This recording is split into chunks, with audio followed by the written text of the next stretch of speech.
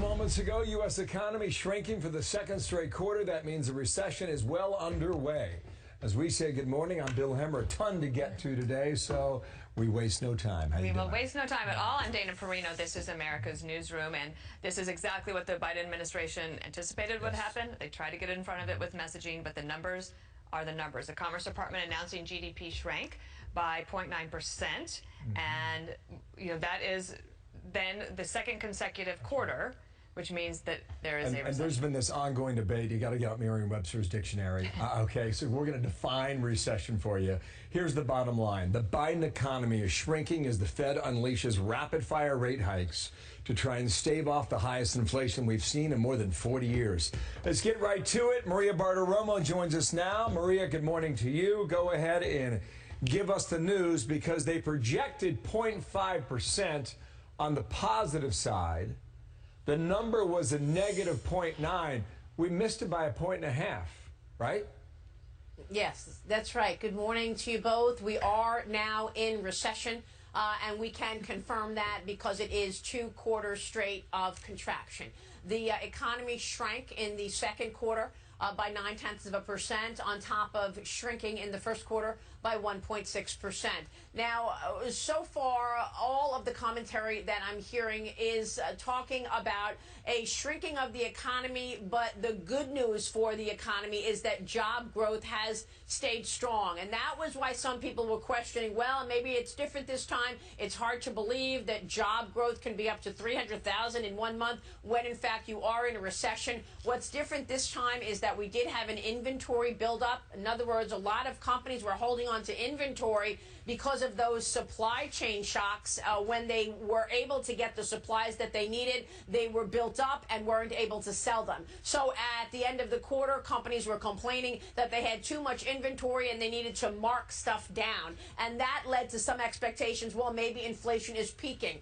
I see no evidence that inflation is peaking right now. We are at 40-year highs. However, we did see oil prices come off of the highs of the year in the month of July. So maybe in July we get a better, more manageable consumer price index than the current 9.1% that we have right now. There is reason to believe inflation comes down in July, but it can go right back up again. The bottom line here is the economy is troubled. Don't forget, 3 million fewer people are working today than before the pandemic. We are producing less oil than before the pandemic, and we are no longer in growth mode. We are in a shrinking mode. The economy got smaller, not just in the first quarter, but the second quarter as well. Dana, you just mentioned the White House tried to manage this, get in front of the numbers, tell us a recession is not a recession. We all know what a recession is. This is what economists have counted on for as long as I've been covering this, and that's 30 years. 2 quarters of contraction is a recession. No matter how you feel about it, or no matter what you want to call it, people are feeling pressure. They're paying 35% more for a dozen eggs than they were last year. They're paying 18% more for meat and fish than they were last year. And so those costs are creating what we call demand destruction. Housing is probably going to be the area that you want to focus on most, because you had mortgage rates now at 5.5%, and that has put a sharp dent in what we were looking at to be a very strong housing market. Bottom line, this is what the Fed wants. That's why the Fed is slamming on the brakes on this economy with 75 basis point hikes 2 times in a row. We will likely see rates continue to go higher and an economy continuing to slow. So that's so helpful, and I wanted to ask you about that Fed rate hike yesterday. So the White House will come out today, no doubt, and the president will speak at 2:15 today. And one of the things that they will say is that recession announcements are backwards looking. That's looking backwards, and they will try to say that going forward things look better. Do they have a case to make there when the Fed just did this yesterday, and we won't have the effects of that for a few months?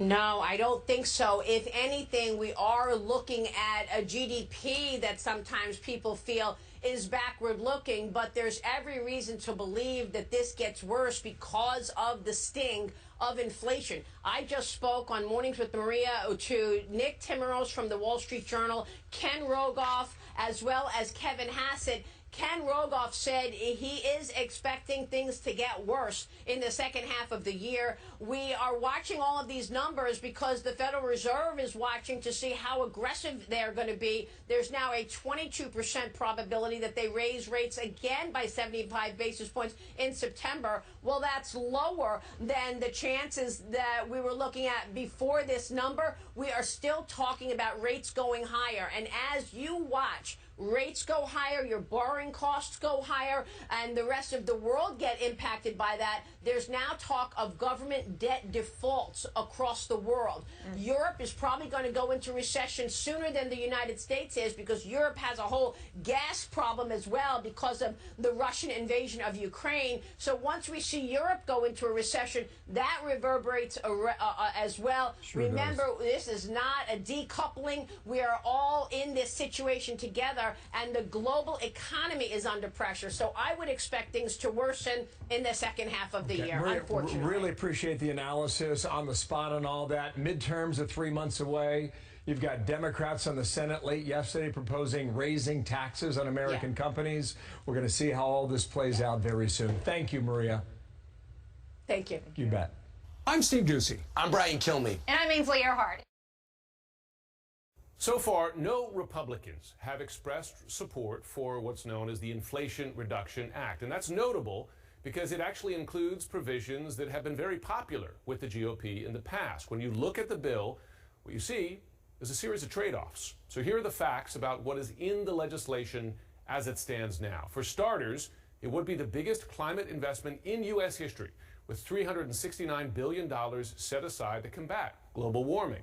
That includes consumer tax credits on electric vehicles, rooftop solar panels, and energy-efficient water heaters, among other things. But we should note there are also billions in tax credits to fossil fuel companies to encourage them to invest in clean energy manufacturing. And this is key. The bill actually supports expanding investment in domestic oil and gas exploration on federal lands and in offshore federal waters.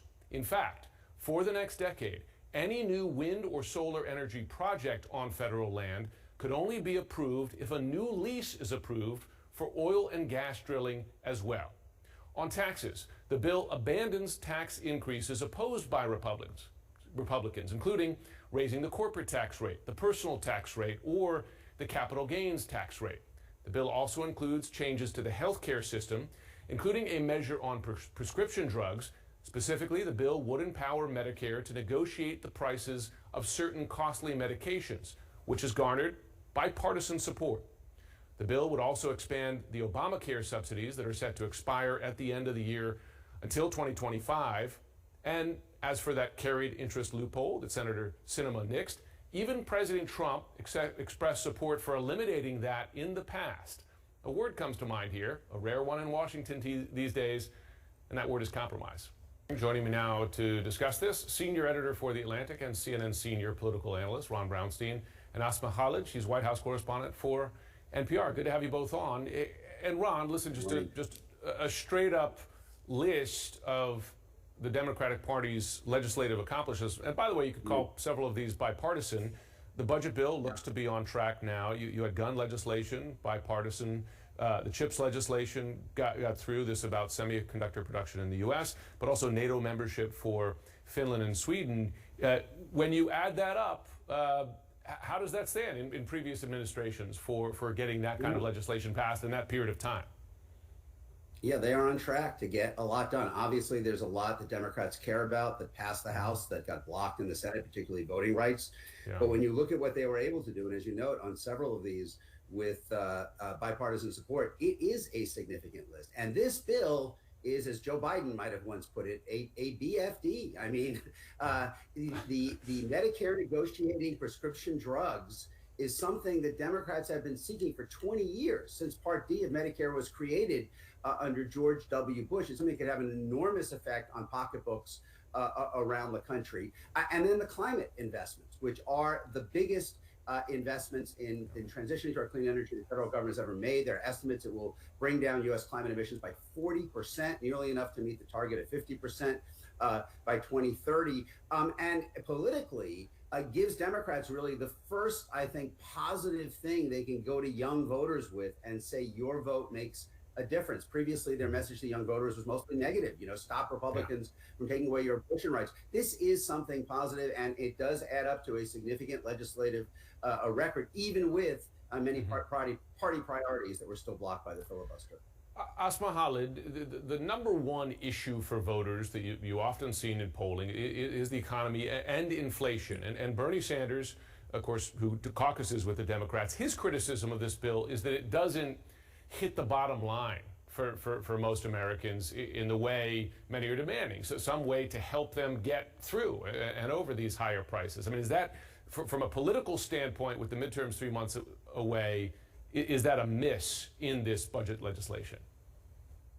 Look, I mean, I think that Democrats do, to Ron's point, need to go out and have something concrete that they can pitch to voters. And this is it. I mean, if you look at it, it is essentially a slimmed down version of the Build Back Better legislation that the Biden White House first put forth, but it has a new name. It's now called the Inflation Reduction Act, namely because, Democrats are acutely aware that inflation is the primary concern that voters have. When you talk to economic analysts, there's no expectation that this bill will in any tangible way actually help bring down rising costs before November. I mean, that is just not a realistic proposition, but it's a messaging strategy. And I do think for Democrats, it's one thing to be able to put forth legislation. Democrats have consistently struggled at being able to message those wins. That's something they struggled with for many months around the infrastructure bill. And I'm curious if this is different and they're able to pitch it to voters, because that's part of it, not just passing it, but pitching it. Yeah, Ron, the sort of contradiction in the midst of this, right, is you have President Biden achieving many of his legislative goals, in some cases against the odds in recent months. I mean, if we were talking 2 weeks ago, we would have said, any version of Build Back Better was dead. But at the same time, you have Democrats, certainly privately, but more and more openly, questioning whether Joe Biden should even run for president in 2024. Rick Wilson of the Lincoln Project, he tweeted about this earlier today, saying, quoting him here, Jesus, Democrats can't organize a two-car motorcade, but they sure can turn the guns on the leader of their party 90 days before an election. I wonder, do you agree with that criticism here, that the party, surprisingly, is not rallying around the president in the midst of this? Well, look, I think the 2024 conversation is real. It has a lot to do with Biden's age, and I don't think that's going away no matter what legislative achievements he has. The more immediate question, the more immediate problem, Jim, is that Biden's approval rating among Democrats had fallen, Democratic voters had fallen below 80%, and that threatens to compound what is the typical effect going back for 150 years, where the party out of power is already usually more motivated to vote in a midterm election than the party that holds the White House. And I do think this achievement does have the potential to restore faith in the near term, leaving aside 2024, among some Democrats, particularly younger Democrats. I mean, his approval numbers among young voters have been terrible. And this is something that is a big priority for him. Can I also plant one flag in the ground? All of this reminds me of what Barack Obama was able to do in 2012 with the auto bailout. And I think when you look at the combined effect of the investments in this bill encouraging domestic manufacturing, the infrastructure investments, and the semiconductor bill encouraging domestic manufacturing, I think you're going to see Biden or whoever is the Democratic nominee in 2024 going to rusted out industrial communities and making the case that we have invested in your prosperity the same way Obama was able to do across the Midwest with the bailout in 2012. Listen, a lot's happening, no question. Ron Brownstein, Asma Khalid, good to have you both on. Look forward to having you back